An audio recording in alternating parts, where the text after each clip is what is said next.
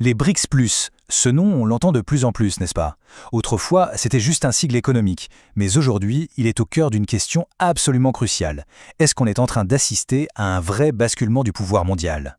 Ce groupe de pays, par son poids et ses ambitions, est clairement en train de redessiner la carte de l'influence internationale.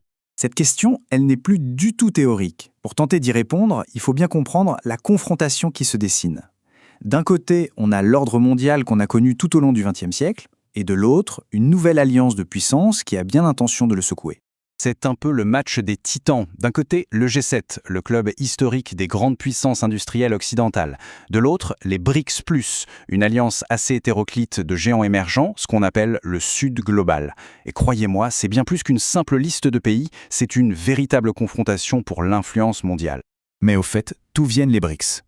L'histoire est assez fascinante, parce que tout ne commence pas dans un sommet politique, mais dans les bureaux d'une banque d'investissement. Tout commence avec cette phrase. En 2001, quand l'économiste Jim O'Neill de Goldman Sachs sort ça, il ne pense pas du tout à la géopolitique. Il a créé l'acronyme BRIC pour Brésil, Russie, Inde, Chine, pour une raison purement financière, dire aux investisseurs voilà où sont les marchés les plus prometteurs. Le but, c'était le profit, pas la politique.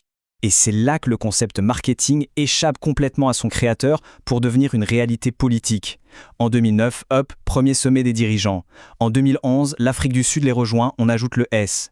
Et puis, l'accélération est spectaculaire. Une énorme vague de nouveaux membres en 2024 et 2025 transforme les BRICS en BRICS+. En à peine 2 décennies, ce qui n'était qu'un concept pour investisseurs est devenu un bloc géopolitique majeur. Bon, mais concrètement, ça pèse quoi ce bloc?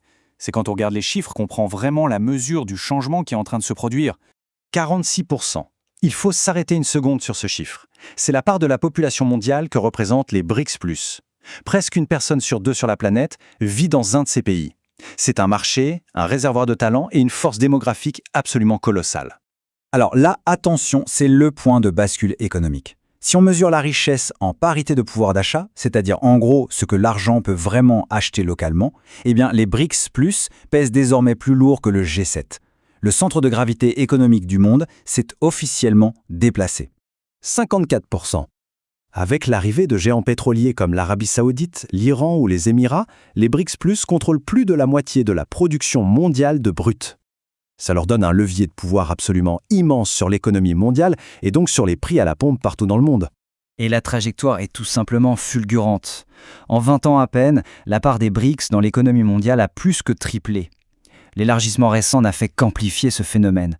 On parle d'une dynamique de croissance explosive qui contraste vraiment avec celle des économies plus matures du G7.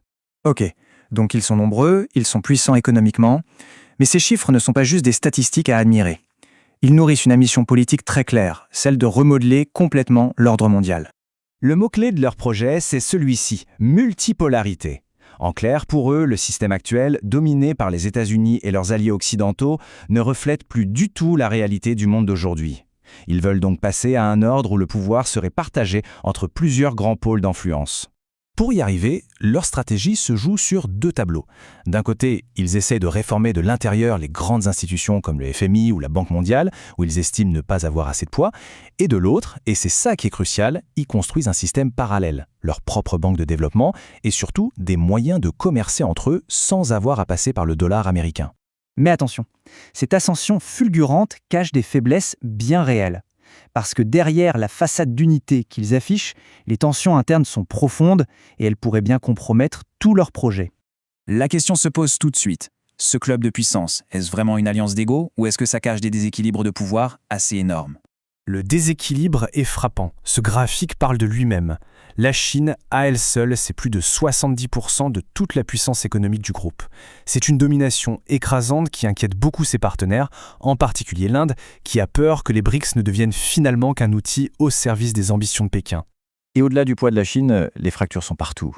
On a des démocraties comme l'Inde aux côtés de régimes très autoritaires, des rivaux historiques comme la Chine et l'Inde assis à la même table, des économies qui sont autant concurrentes que partenaires. La vraie question, c'est est-ce que leurs oppositions communes à l'Occident est un ciment assez solide pour faire tenir ensemble des briques aussi différentes?